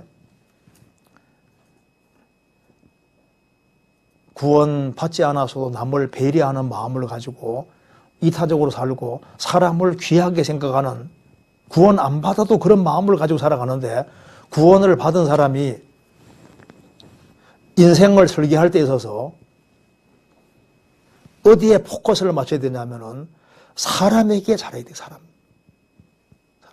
사람에게 잘하는 것이 이게 제일 중요한 겁니다. 그래서 부모에게 잘하고 누가 어떻게 될지 모르니까 이웃에게 잘하면 이게 부메랑처럼 결국은 다 돌아오거든요. 이제 코로나19 때문에 우리 주변에 어려운 사람들이 많이 생길 수 있고 또 어려운 형제자매가 생길 수도 있는데 어려울 때 잘 봐서 혹시 내 도움을 필요로 하는 사람이 있는지 잘 봐서 또 이런 어려울 때 조금이라도 관심을 기울여지면 그 사람이 우리가 조금만 베풀어 주는 걸 통해서 사람을 건지고 영혼을 건지는 좋은 일이 있을 수도 있는 겁니다. 그래서 여기 오늘 여기 잠깐 배운 대로 욥기 38장을 딱 펼치면은 하나님 욥에게 나타나셔서 하나님이 아주 엄청난 분이라고 말하고 있습니다. 나는 바로 이 천지를 직접 만드신 분이다. 그리고 이 지구를 만드신 분이고 이 바닷물이 지구상에 넘치지 못하게 막은 분이다. 그리고 지구를 매일매일 돌려서 어둠을 쫓아내고 빛을 가져오는 분이다. 큰 것을 쫙 얘기를 하면서 그까지는 이해가 되는데 그러면서 나는 그것만 신경 쓰는 것이 아니고 저 광야에 사람 안 사는 곳에도 내가 비를 다 내리고 까마귀 새끼에게도 내가 먹이를 주는 분이다. 그러니까 하나님은 위대하신 분인 동시에 세심하신 분이고 큰 분인 동시에 작은 것까지 다 관심을 기울이고 있는 분이다. 이런 것을 주님께서 우리에게 말해주고 있습니다. 그렇게 하는 이유는 우리도 그것을 본받게 하기 위해서. 그래서 우리도 인생은 단 한 번밖에 없으니까 나도 한번 건축을 하되 인생집을 한번 제대로 지어보자.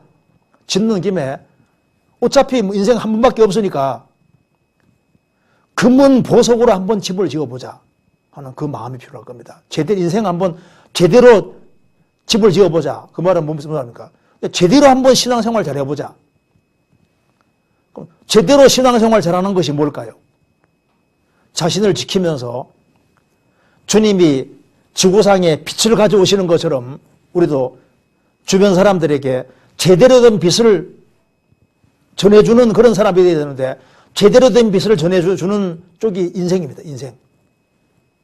사람인데 그 사람에게 포커스를 맞추어서 사물에게 붙잡히지 말고 사람에게 붙잡혀서 아무쪼록 몇몇 사람을 건지려고 하는 이쪽에다 포커스를 맞추고 다른 사람에게 도대체 필요한 것이 뭘까 그걸 생각해서 필요와 도움을 줄 때 그것이 다른 사람을 세우는 빛을 가져다 주는 그런 중요한 역할을 하게 될 겁니다.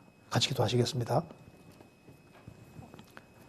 자비로우신 우리 아버지 하나님, 저희들을 구원해 주신 것을 진심으로 감사드립니다. 저희들로 하여금 하나님이 얼마나 크신 분인지를 깊이 생각할 수 있도록 도와주시고 무엇보다도 인생이 사람이 얼마나 중요한지를 더욱 깨달아 알 수 있도록 도와주옵소서.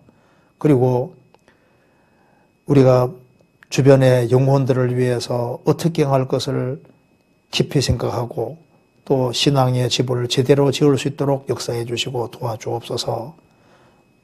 가정마다 주님이 지켜주시고 어려움을 하감해 주시고 크신 하나님을 바라볼 수 있도록 역사해 주옵소서. 주 예수 그리스도 이름으로 기도하옵나이다. 아멘. 네, 수고하셨습니다.